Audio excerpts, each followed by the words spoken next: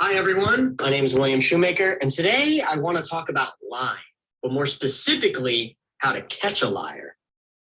Now, it's not as easy as you think. It's not as easy as catching Pinocchio lying, but just like Pinocchio's nose growing, there are telltale signs to see if someone's actually lying. A couple common signs of lying is saying too much or little, making too much eye contact or too little eye contact, changing body language, and even changing your breath. I first want to talk about talking while lying. Typically, when someone's talking to you while they're lying, they'll tend to repeat words and phrases. For example, if I'm trying to convince you that I didn't do it, I would be like, I didn't do it, I didn't do it, I didn't do it, saying it over and over again to try and emphasize what I'm really lying about. Along with providing too much information where they won't stop talking, even though they're not really saying anything, and giving out too much information that doesn't really help their case. Some people actually have the opposite problem. Some people actually get choked up when they're trying to tell a lie, and it can become difficult for them to speak. I like this quote because it really emphasizes what I'm trying to hit home. Some people talk too much and say too little. If someone's lying, they're going to be talking a lot, but they're really not going to be saying that much. Next, I want to talk about eye contact. Now, everyone knows that too little eye contact is a clear sign of lying. So that's why a lot of the times when people are lying nowadays, they make too much eye contact to try and compensate for this idea that if I break eye contact, then they're going to know I'm lying. And so if someone will not break eye contact with you, you might want to be a little suspicious of them.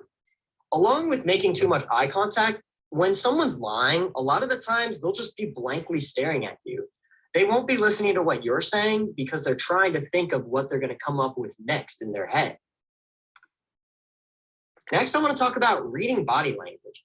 A lot of the times, people will have their arms and hands cover up vulnerable places on their body. For instance, they'll cover up their mouth or their eyes with their hands, or they'll cover up their throat with their hands, or maybe they'll have their arms crossed. This is to help them feel safer in an anxiety situation like lying. Another example is shuffling their feet. If you ever see someone up on stage and they just can't seem to stand still, well, it's because they're nervous. And just like that person on stage, if you see someone shuffling while they're trying to tell you the truth, quote unquote, it might be a sign that they have a lot of anxiety and they're not telling the truth. Something that a lot of people don't realize is head positioning is very important to lying. A lot of people will cock their head back or move their neck side to side with head positions. If they can't seem to keep their neck still or their head still, they could be lying.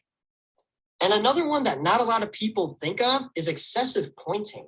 This has actually been done in a lot of experiments where a lot of people, when they're lying, for some reason will just point, not even point to things around the room, but just point in general to just objects that they've made up in their head.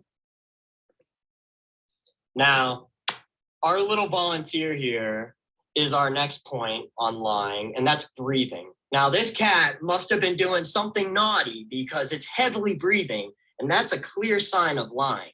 It's actually a reflex for us humans to heavily breathe when we're under situations of stress, for instance, lying.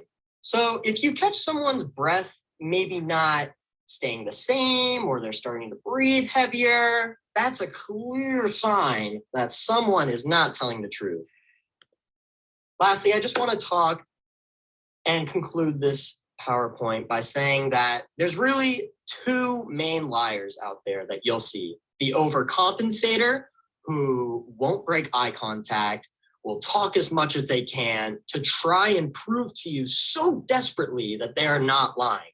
Or you have the liar that acts through their nerves. This is the liar that covers up their face, shuffles their feet, is nervous, because they don't have the guts like the overcompensator, and instead are just trying to prove themselves innocent.